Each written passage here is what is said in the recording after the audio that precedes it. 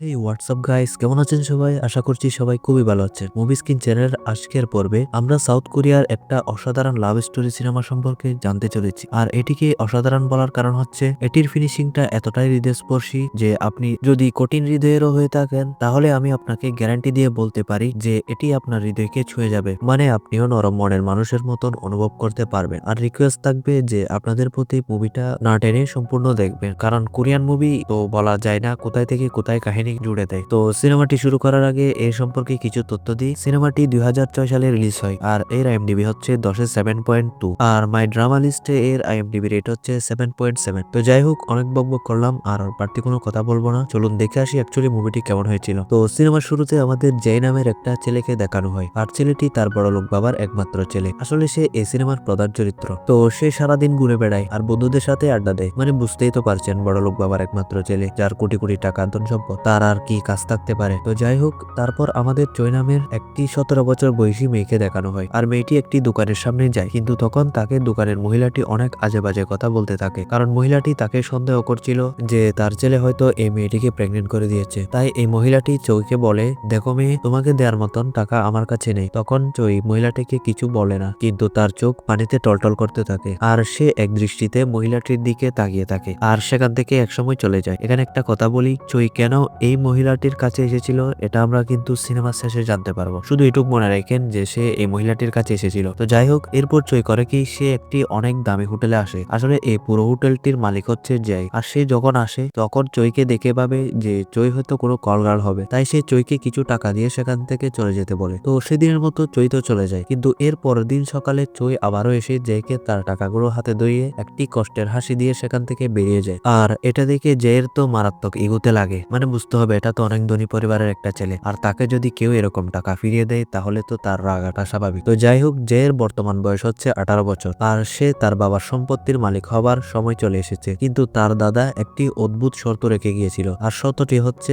জয় যতদিন না পর্যন্ত তাদের গ্রামের বাড়িতে স্কুল থেকে গ্রাজুয়েশন কমপ্লিট না করবে ততদিন পর্যন্ত সে তার বাবার সম্পত্তির থেকে একটা কানাকড়িও পাবে না। আর সে যদি এই শর্ত না মানে তাহলে সে তার দাদার সম্পত্তির থেকে 0.1% পাবে। তো এরকম সম্পত্তি কেনা পেতে চায়, তাই জয়ের না চাইতেও তার দাদার শর্ত পূরণের উদ্দেশ্যে গ্রামের স্কুলের জন্য একটি বাসে করে বেরিয়ে পড়ে। আর এই গ্রামে কিন্তু জয় বড় হয়েছিল। তো সেখানে পৌঁছে একটি বাড়িতে যায় আর সেখানে সে তার ছোটবেলার অনেক জিনিস দেখতে পায়। তো সে যখন ঘরে ঢুকে তখন সেখানে অনেক পুরনো আগের ছবি দেখতে পায়, কিন্তু সেখানে একটি ছবি জয় তার সাথে একটি মেয়ের ছবি দেখতে পায়, কিন্তু জয় তাকে চিনতে পারে না, কারণ সে চিনবে কি করে, তাকে তো ছোটবেলায় সেখান থেকে শহরে নিয়ে আসা হয়েছিল। তার কি ছোটবেলার কথাগুলো মনে আছে? তো যাই হোক, এর পরের দিন জয় একটি দোকানে যায় আর সেখানে চই চাকরি করত। আর জয়কে দেখে তো চই চিনে ফেলে, কিন্তু জয় চইকে ঠিক চিনতে পারে না। কিন্তু সেখানেও তাদের আবার ঝগড়া লেগে যায়। তবে জয় কোনো রকমে সেখান থেকে বাড়ি ফিরে আসে। আর রাতে সে যখন ঘুমাতে যায় তখন সে ব্যাঙের টাকের কারণে ঘুমোতে পারছিল না, কারণ সে তো কোনোদিন এরকম গ্রামে থেকে প্রকৃতির মাঝে থাকতে অভ্যস্ত নয়। আর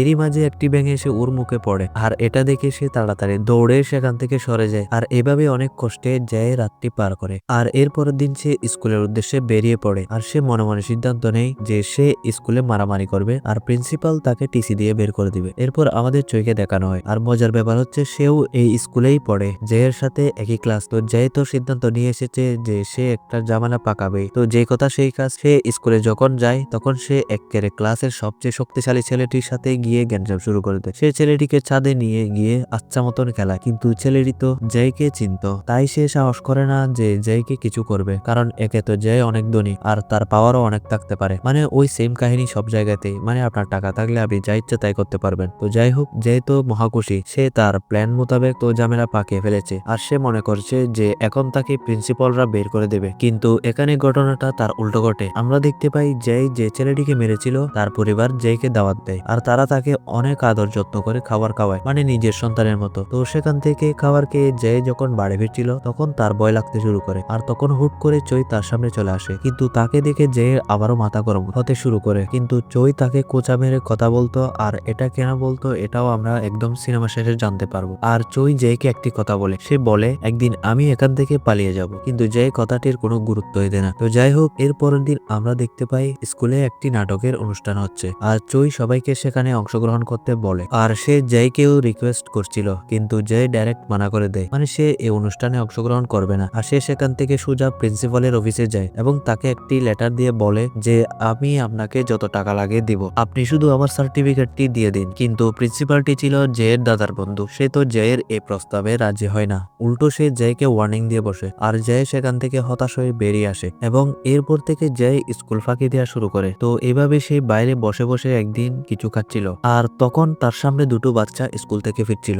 আর বাচ্চা দুটোকে দেখে তার কিছু একটা মনে পড়ে এবং সে বাচ্চা দুটির পিছু নেয়। আর তাদের সে পিছু করতে করতে একটি অনাথ আশ্রমে পৌঁছে যায়। অনাথ আশ্রমে যাওয়ার পর সে সেখানে একটি বাচ্চা এবং একটি মাকে দেখতে পায়, আর তাদের দেখে তার নিজের মায়ের কথা মনে পড়ে। তাই সে দ্রুত অনাথ আশ্রমের ভিতরে ঢুকে পড়ে। আর একসময় তার মনে পড়ে যে এটি একসময় তার বাড়ি ছিল, মানে ছোটবেলায় সে এখানেই থাকতো। আসলে তার বাবা মা কার অ্যাক্সিডেন্টে মারা যায়, আর এরপর তার দাদা তাকে শহরে নিয়ে গিয়েছিল। আর এসব মনে পড়ার কারণে সে অনেক হতাশ হয়ে ভেঙে পড়ে এবং সে দ্রুত তার বাড়িতে ফিরে যায়। আর বৃষ্টিতে ভিজার কারণে সে অসুস্থ হয়ে পড়ে। তবে তাকে দেখতে এদিকে চই তার বাড়িতে আসে, আর চই জের এই অবস্থা দেখে সে জের অনেক টেক কেয়ার করে। এবং যেই যখন এর পরের দিন স্কুলে আসে তখন সে জানতে পারে যে তাকে অনুষ্ঠানে রাখা হয়েছে আর তাকে একটি চরিত্র দেয়া হয়েছে, সেটি হলো কাজের ছেলে। কিন্তু জয় এটি শুনে রেগে ডাইরেক্ট মানা করে দেয়, কারণ বুঝতে হবে ভাই এটা কোটিপতি বাবার একমাত্র ছেলে, সে কি কোনোদিন কাজের ছেলের অভিনয় করতে পারবে? তো যাই হোক, এরপর এক সময় দেখতে দেখতে চইয়ের শরীর অনেক খারাপ হতে থাকে, আর এক সময় সে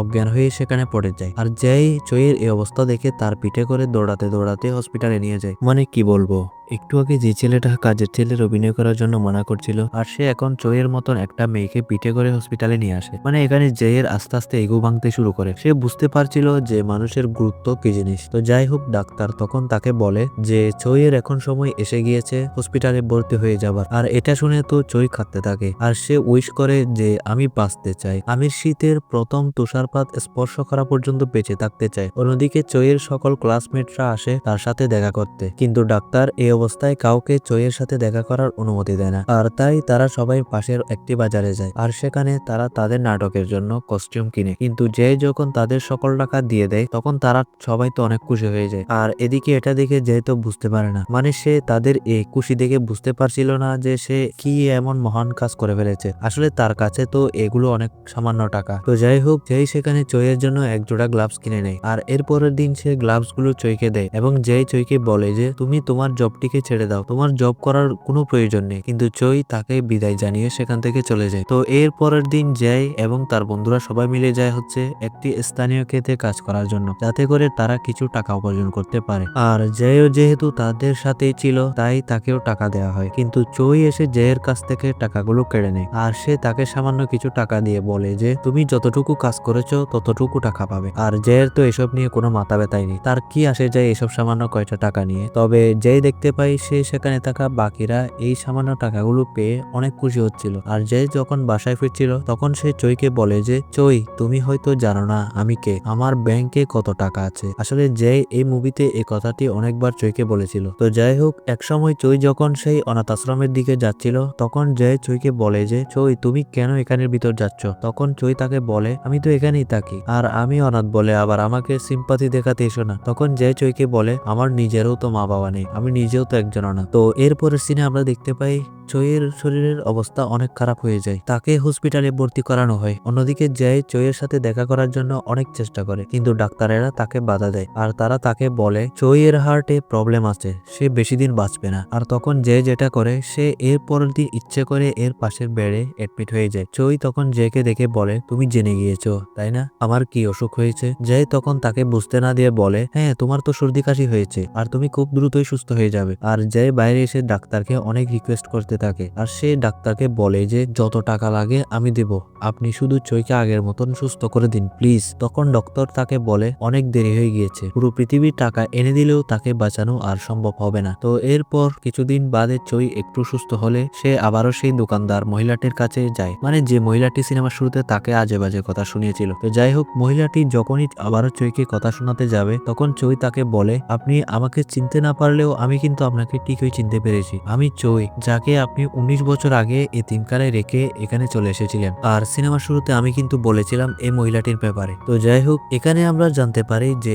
এই মহিলাটি আর কেউ নয়, এটি চইয়ের মা। আর চইয়ের মা তখন চইকে চিনতে পারে আর সে কান্নায় ভেঙে পড়ে, কিন্তু চই তাকে বলে, আমি আপনাকে শেষবারের মতন একবার দেখতে এসেছি, আমার হাতে আর বেশি সময় নেই, আমি এই পৃথিবী খুব তাড়াতাড়ি ছেড়ে চলে যাব। আর এটা বলেই চই কাঁদতে কাঁদতে সেখান থেকে চলে যায়। আর এরপর সে বাড়ি ফেরার পথে আবার জেয়ের সাথে দেখা হয়। আর জে তখন তাকে বলে যে তুমি তোমার পার্ট টাইম চাকরিটা ছেড়ে দাও। তখন চই জেকে বলে, আমি চাকরিটা আমার নিজের জন্য করছি না, আমি চাকরিটা করছি ওই অনাথ আশ্রমটিকে বাঁচানোর জন্য। অনাথালয়টি শীঘ্রই বিক্রি হয়ে যাবে, তাই আমি চাই বাচ্চারা যেন ওই অনাথ আশ্রমে থাকতে পারে। জে আর তাকে কিছু বলে না। আর সে এর পরের দিন সরাসরি তার উকিলের কাছে চলে আসে। আর সে উকিলকে জিজ্ঞেস করে, ওই অনাথ আশ্রমটি মালিক আমার দাদা, তো তাহলে কেন ওইটিকে বিক্রি করা হবে? আর তার কথা শুনে উকিল তখন তাকে বলে, এই প্রশ্নের উত্তর আমি তোমাকে দেব না, কারণ তুমি এখনো এই সম্পত্তির মালিক হওনি। আর তুমি যদি চাও তোমার এই পুরো সম্পত্তির মেয়াদ ত্যাগ করে তোমার 1% নিয়ে ওই অনাথ আশ্রমটিকে কিনে সেটিকে বাঁচাতে পারো।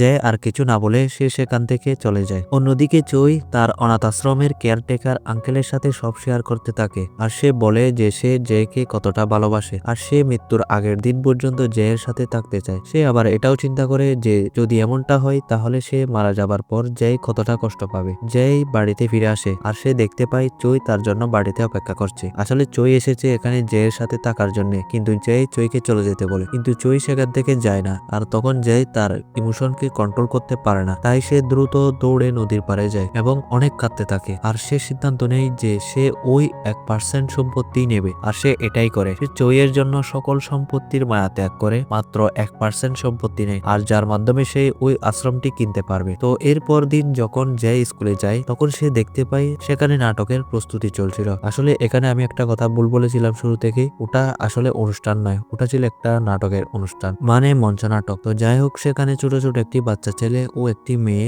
নাটকের রিহার্সাল করছিল। তখন মেয়েটি ছেলেটিকে বলে যে তুমি আজকে রাত 10টার পর আমার জন্য অপেক্ষা করবে। আর তাদের এসব কথা শুনে তখন জেয়ের ছোটবেলার কিছু কথা মনে পড়ে যায়। আর তখন জেই সবাইকে জিজ্ঞেস করে যে এই নাটকের গল্পটি কে লিখেছে। তখন বাচ্চারা তাকে বলে যে এটি তো চই আপুই লিখেছে। আর জেই সেখান থেকে বেরিয়ে চইকে খুঁজতে থাকে। আর তখন আমরা জানতে পারি যে চই আর জেই ছোটবেলার বন্ধু ছিল। আর নাটকের এই গল্পটি কিন্তু জেয়ের আসল কাহিনী ছিল। চই সেদিন জেইকে বলেছিল যে তারা দেখা করবে, কিন্তু সেদিনই জেয়ের বাবা মা মারা যায়। আর তার কারণে তাকে তার দাদা সেদিনই শহরে নিয়ে যায়। তো জেই চইয়ের কাছে যায় এবং তাকে সরি বলে। আর তাকে বলতে থাকে যে আমি সেদিন রাত 10টার পর আসতে পারিনি, কারণ সেদিন দাদা আমাকে এখান থেকে শহরে নিয়ে গিয়েছিল। আর আমরা বুঝতে পারি চই যে ওই হোটেলে যেত, আসলে চই শুধু জেকে এক নজর দেখার জন্য সেখানে যেত। এখানে মূলত চই আগে থেকেই জেকে চিনত, তাই জেই তাকে খারাপ ব্যবহার করলেও সে হাসি মুখে সেখান থেকে বিদায় নিত। তো চই এত বছর পরে হলেও জেকে কাছে পেল, কিন্তু তার হাতে তো আর বেশি সময় নেই। তো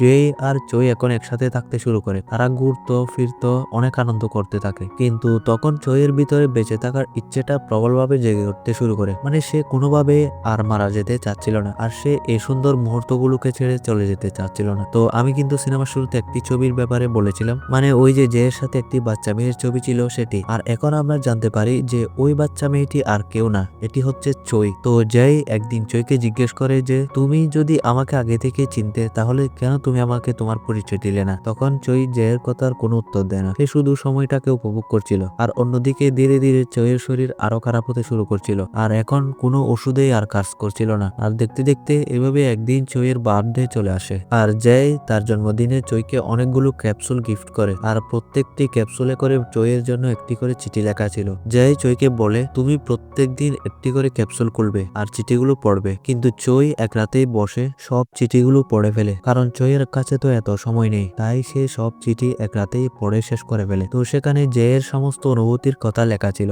আর চই এগুলো দেখে অনেক ইমোশনাল হয়ে পড়ে। তো পরদিন যখন নাটক শুরু হয় তখন সেখানে নাটকটি দেখতে চইয়ের মাও আসে, কিন্তু নাটক চলাকালীন সময়ে চইয়ের শরীর খারাপ হয়ে যায় আর জেই তাকে নিয়ে বাইরে চলে আসে। আর তখন চই জেয়ের কাছে একটি আবদার করে, আর সে বলে আমি কি তোমার কাঁধে মাথা রাখতে পারি? তখন জেই তাকে অনুমতি দেয়। আর অন্যদিকে আমরা দেখতে পাই সেখানে তুষারপাত শুরু হয়েছে, আর তখন চই ও জেয়ের কাঁধে মাথা রেখে শান্তিতে মৃত্যুবরণ করে। আর এখানেই চইয়ের স্বপ্ন পূরণ হলো। তো দৃশ্য সেখান থেকে পরিবর্তন হয়, স্কুলের গ্রাজুয়েশনে সবাই গ্রাজুয়েট হয়, কিন্তু চইয়ের চেয়ারটাই খালি ছিল। তবে জেই সেখানে একটি ফুলের তোড়া রেখে দেয়। আর এরপর জেই জানতে পারে যে জেয়ের নামে সকল সম্পত্তি হয়ে গিয়েছে, কারণ জয়ের দাদা মনে করছে যে জয় এখন সত্যিকারের ম্যাচিউর হয়ে গিয়েছে, কিন্তু এসব টাকা পয়সা সহায় সম্পত্তি তো আর জয়ের কাছে কোনো মূল্যই রাখে না, আর জয় সব ছেড়ে ওই অনাথ আশ্রমেই থেকে যায়। আর এখানেই এই মুভিটি শেষ হয়ে যায়। তো কেমন লেগেছিল আজকের এই মুভিটি যদি ভালো লেগে থাকে তাহলে একটি লাইক দিয়ে যাবেন, আর পার্সোনালি আপনার কেমন লেগেছে সেটি কমেন্টে জানাতে ভুলবেন না। চ্যানেলে নতুন হয়ে থাকলে চ্যানেলটি অবশ্যই সাবস্ক্রাইব করে রাখুন, যাতে করে আমাদের ভিডিও আপলোড দিলে সবার আগে আপনি পেতে পারেন। তো পরবর্তী ভিডিওতে দেখা হচ্ছে, ততক্ষণ পর্যন্ত ভালো থাকবেন, সুস্থ থাকবেন,